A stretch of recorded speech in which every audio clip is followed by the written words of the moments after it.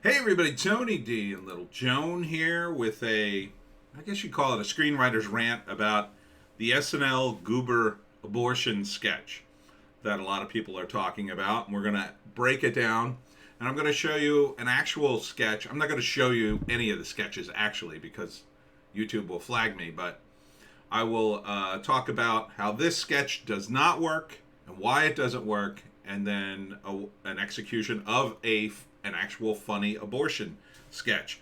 So in the meantime, smash like and subscribe. Here you go, Joan. Thank you for smash liking and subscribing and buying my books. That's why little Joan gets a treat today. This is my first video of the day. So there you go. Thank you. All the links of my books are in the description, and it's comedy horror in South Jersey with the Pineys. Now, why doesn't Goober the clown talking about abortion work? Why doesn't it work? Well, a couple of reasons. The first reason is this guy. I don't know this guy's name. I don't follow SNL anymore, but I watched this sketch. His setup for her is terrible. It's absolutely terrible. Now, it may not be his fault. That may have been the way the sketch was written. Joan, you went down? Okay. All right. Joan's going to leave. This is boring to Joan. She doesn't like my analysis. Anyhow, the setup here is terrible because, are they getting ratioed? No, they're not. The setup here is terrible. It's tired. There's not a lot of energy behind it. Now, this is at the end of Weekend Update, so this is supposedly, you're supposed to go out on a big one. But he is like punching a clock here. He's just, it's like a guy, it's like a cashier at the end of his shift kind of delivery.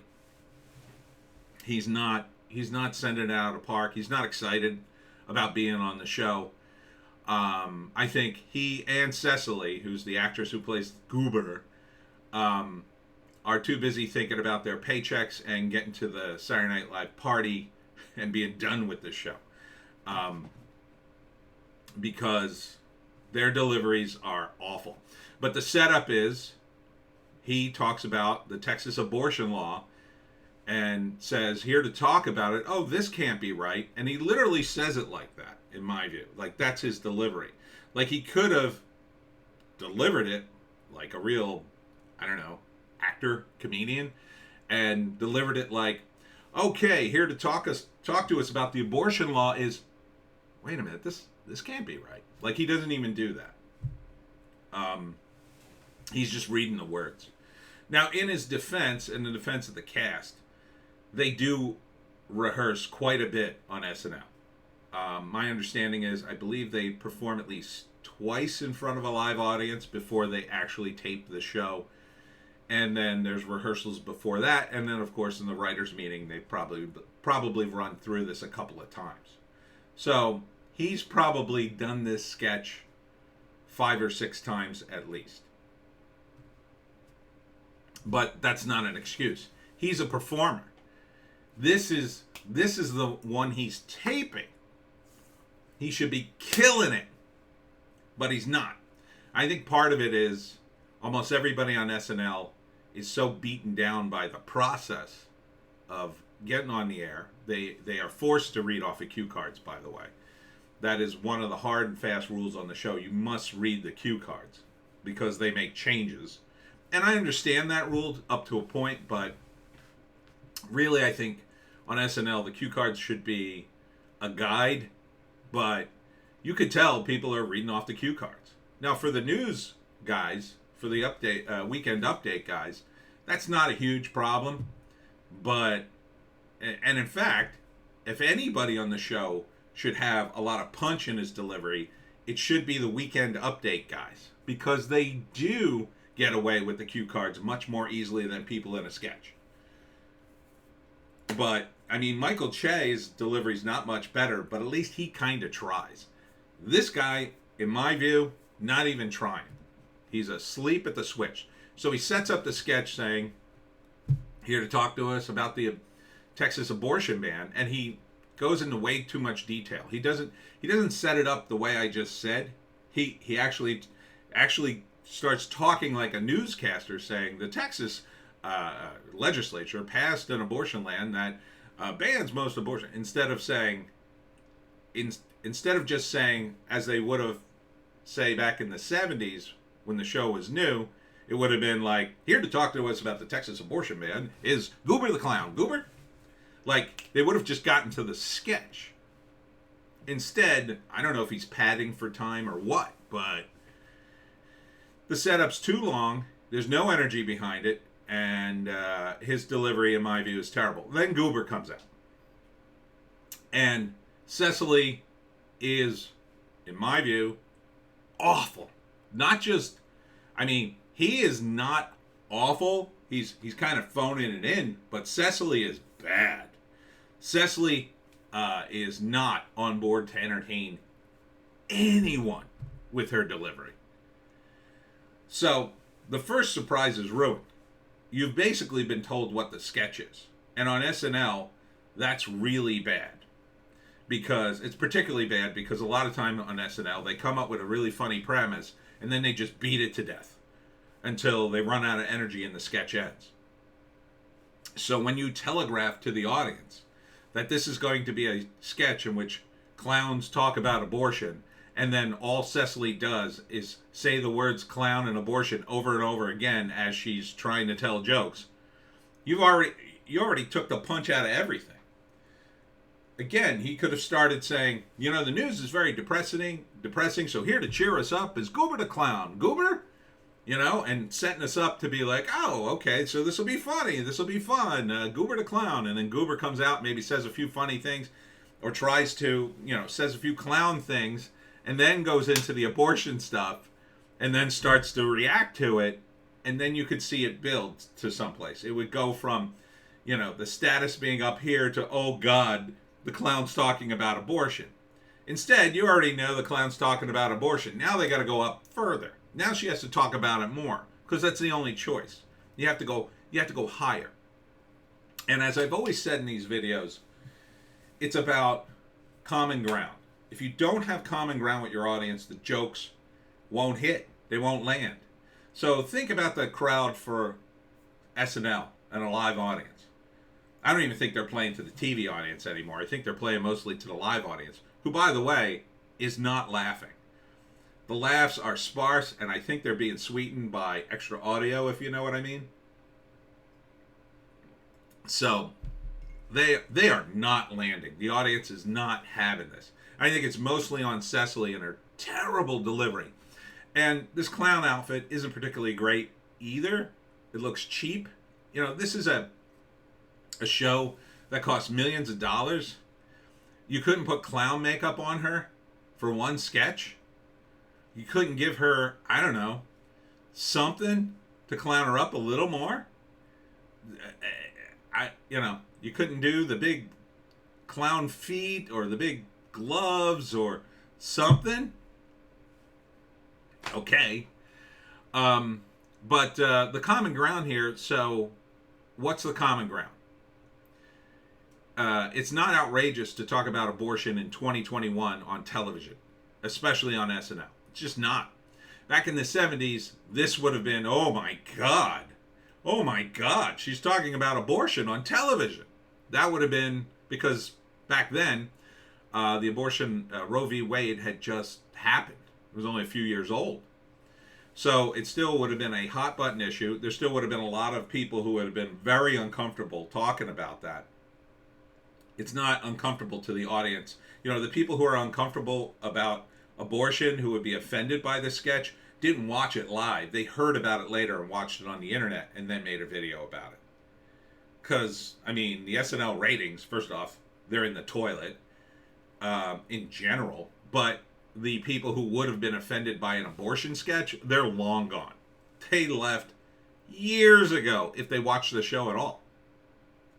So the common ground here is everybody's an idiot who doesn't agree with abortion.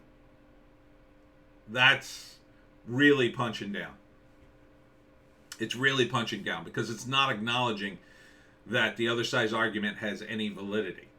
It's just saying, we all know abortion's the best thing in the world. right? We all know everybody from Texas is an a-hole, right? No. People from Texas would like to watch Saturday Night Live. But they don't. They would like to laugh. But they don't laugh at this because it's going out of their way to insult the Texans who don't watch this show anyway, and to make the audience feel good and self-righteous about their views. That's not a comedy. That's not comedy show. That's clapter. That's clapter show. She's going for the clapter. And if you're gonna go for the clapter, you're not. First off, you're not going to get any laughs. Not really. You're going to get sort of chuckles and bemusement sounds, which is what she kind of gets, along with the sweetening I believe they're doing. Sweetening is they're adding laughs. See here she does the clown stuff, the bow tie stuff, and I can tell that in a pitch, like this is a good pitch for a sketch. This sketch could have been very funny. I've been in the writer's room, and this pitch. So what's your pitch? Oh, weekend update. We'll talk about the abortion law in Texas, but we'll have Goober the clown do it. And Goober had an abortion, and Cecily could come out and talk about her abortion, whatever. The problem is, Cecily's delivery is so wooden. She's not in the moment. Neither one of these guys are in the moment. Their minds are elsewhere. If they had been in the moment, Cecily would be doing a character that kind of breaks down and talks about her abortion. Because whether you agree with abortions are not desirable. Nobody gets up in the morning and goes, ooh, I wish I was pregnant so I can get an abortion. Even if you're pro-abortion. They may look back on a decision to get an abortion and say, well, I'm glad I did that. I would have ruined my life. But that's a different sort of feeling. And, reveling in abortion to a group of people who already agree with you is kind of like, I don't know, reveling in, it would be like reveling in, oh, we're all in New York. Everybody who lives outside of New York is an idiot. Well, this is the best city in the world, right? Yeah, New Yorkers would agree with you, and maybe they'd even applaud and cheer, but at the end of the day, they hear that stuff all the time. Like, this isn't edgy for them. It's not edgy for anybody. Again, it would have been edgy 40 years ago. Now it's not edgy. What would have been edgy is acknowledging that the other side had a bit of an argument. That maybe, if you're going to do political stuff, that the left's gone a little too far in their reactions to things. And she even changes the tagline, and this is how political SNL has become. It used to be safe, legal, and rare. She changed the line. I don't know, it was her. It was probably the writers, to safe, legal, and accessible. Which even some of the Democrats watching this show might have went, whoa, accessible? What happened to safe, legal, and rare? Now, I've talked to Democrats about the abortion issue. I was talking to them about the Virginia abortion law and how, they basically passed a law saying you could abort a baby all the way up to the moment of labor and even just beyond.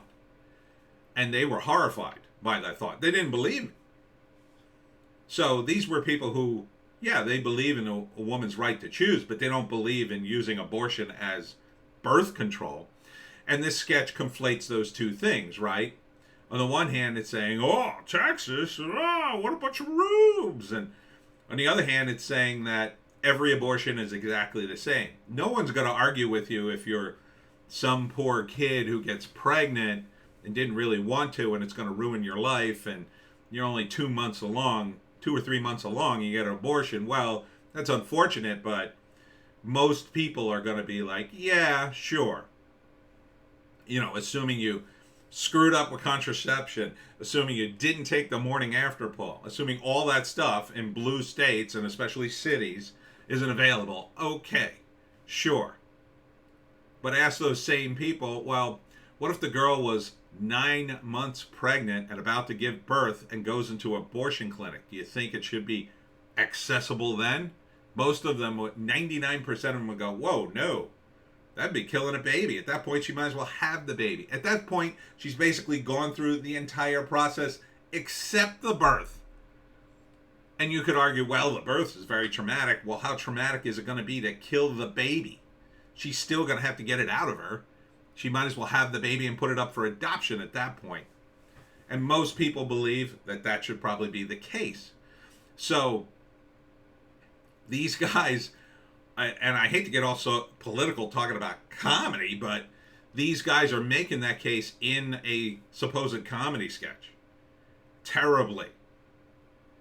Because they're trying to maintain the comedy part by saying clown and abortion over again. Oh, you know how many clowns have abortions every year? Ha ha ha. And even the guy on the right is pointing out, do you mean women? Are you saying women are clowns? And then she drops what little voice she has to say, oh, way to go, Colin. Colin, I guess, is his name. Basically stopping the sketch cold to lecture him for a second. This is not a format for a sketch. A sketch is setup, reaction, topper. That's also the formula for a joke. You'll note it has 3 components, just like a 3-act screenplay. Act 1, Act 2, Act 3. The optional denouement. In a joke, it's setup, reaction, punchline, with the option of having a topper. In other words, another punchline on top of that. So the setup here is, here comes a clown going to talk about abortion. Now you've already ruined the reaction because you've told me what the clown's going to talk about. So what the setup should be, oh, here's a happy clown to cheer us up. The reaction should be, oh my God, the clown's talking about abortion. And the punchline is, the clown actually had an abortion. That would make this sketch a lot funnier. And these two would have to react to all that new information. But they're not. They're too busy lecturing us, hectoring us about abortion, and showing us how smart they are, how smart the writers are, how smart Saturday Night Live, oh, how sophisticated you are. You're pro-abortion. Give yourself a freaking medal. This is not a comedy sketch. It's propaganda disguised as comedy. Poorly. Because the audience is not the people you are supposedly outraging. Texans aren't watching this who are anti-abortion. The people who are watching this are already on your side. If you wanted to outrage them, you should have done Goober the pro-life clown and then watch the sparks fly. Challenge their assumptions. Challenge them. And then they would get uncomfortable. Your audience in the studio would get uncomfortable and laugh nervously because of that. Instead, you're not challenging them. You're just validating their opinions over and over and expecting them to clap like seals, which they're not really doing, in my view. On top of the fact that they're just both terrible in this. Now, they might be good. For years, I've seen guys on SNL. I thought Will Ferrell was terrible on SNL a lot of times. Later, he got better, but it's nothing compared to his work outside of SNL. Same thing with Chris Rock. Same thing with a lot of guys. So maybe these guys are really actually funny people that SNL is ruining, but I'm not seeing it here. But there is a guy who did a brilliant abortion sketch, and his name is Daniel Tosh. And if you've never seen this sketch, this is probably one of the funniest things I think Tosh ever did. And you should watch it. Now, I can't play it for you. It has music on it, and they changed the song because YouTube probably flagged it. It's a very popular song that was originally on the sketch. So let me give you the setup. Tosh and his girlfriend are in a car, and they're going to an abortion clinic because Tosh knocked up his girlfriend. And as always, Tosh's persona is he's kind of a self-righteous, well, not self-righteous, but he's kind of an a-hole who bangs a lot of girls and guys and only cares about himself. And he's cultivated that in his comedy and on the show. So the girlfriend doesn't want the baby either, mostly because Tosh would be a terrible father. And they both really don't like each other. So they're about to get out of the car where there's a massive protest, and it's really just the Tosh Point offices, decorated as a Planned Parenthood. And they get out of the car, and as he does, Tosh puts on his headphones, and it cuts to the abortion protest, and they're pro-lifers, but they're vicious, right? They've got the horrible signs with fetuses on them and all sorts of things about Jesus. What if Jesus was a fetus? The whole thing. So they're making fun of the pro-lifers and how vile they can be in one of these protests, but they're also making fun of their side. Like how cynical it is just to abort a baby, like these two were so irresponsible to get pregnant and they both hate each other. So they're going in, and Tosh puts on the headphones. Well, it turns into the Bose commercial. I guess it was a headphones commercials for Bose. I'm not sure if it was Bose or another headphone commercial. I don't know if you remember it. It was a real popular commercial at the time, and they played the song, I'm the man, I'm the man, I'm the man, that song. And that was in the real commercial, and now essentially this suddenly turns into that commercial. It's not about the abortion clinic at all. Surprise, because surprise is important in comedy. And the reveal is, no, this is actually the headphone commercial you've seen. It's just another variation of it. So Tosh is smiling and enjoying the music while his girlfriend's getting screamed at by these protesters and having an awful time. And she's reacting, right? She's reacting. She's not just walking through like, I'm collecting a paycheck and I got a party later at the Tosh.0 offices. No. She is horrified as these protesters scream the most horrible things, while Daniel Tosh is smiling to himself like, I really enjoyed this music. I'm laughing just thinking about this damn sketch because it was that funny. On top of the fact, the extra layer is the song I'm the Man, and it's also like Tosh is taking care of his problem and having a good day while his girlfriend's having a terrible day. So everything in this sketch comes together. And Saturday Night Live used to do quite a few commercial parodies back in the day because, again, common ground. This was the most popular commercial at that time. It's probably the only one you'd remember from that era if you saw it. And the part in SNL's defense, there are not a lot of commercials like that anymore. It was partly because the song was also a big hit. It was such a big hit, you can't even find a copy of the sketch with the original song on it. I looked all over YouTube. This one has a different song. It's not as good. It's much funnier with the I'm the Man song. But it's still a funny sketch. And Tasha's like nailing it with his expressions, and that's part of it. In the car, he's not having a good he's not having a good time. You got all the writers of the show walking in there. And this is the tagline from the commercial, hear what you want. Yeah, Tosh didn't want to hear any of that. He wants to have a nice day. So, this is a genius sketch. And it's funny. Setup, they're going to an abortion clinic. Reaction, Tosh is having a good day because he's listening to music. And it's a headphones commercial.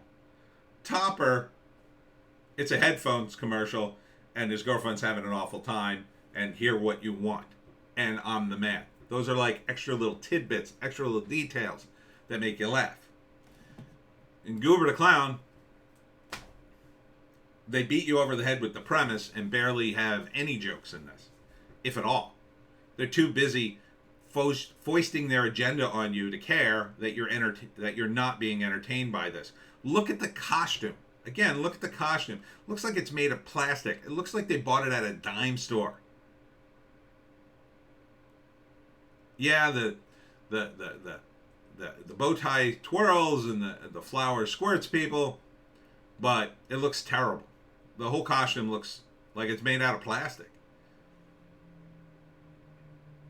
It's not even a classic clown thing, right? It would have been like blue with giant buttons and, I don't know what this is. Looks like they made it. And they cheaped out on it. Because, yeah, Saturday Night Live doesn't have the budget, I guess, to get a proper clown costume and put a little clown makeup on Goober the clown. They're too busy. You know, who cares? Yeah, it shows. This entire sketch shows that the people at SNL are phoning it in. And that's what I resent about it more. Way more than the abortion stuff. This sketch could have been hilarious. But these guys are phoning it in. And for that, there's no excuse. Because they're being paid the most money of anybody on TV doing this kind of stuff. They've destroyed every other sketch show, essentially. And sketch shows are tough to get on TV. But essentially, they're the only game in town, and they don't even care. That's just my view. Once again, an SNL thing. That's it for me. Tony D. Joan and I will see you in the next video. Check us out on Bitchute and Rumble.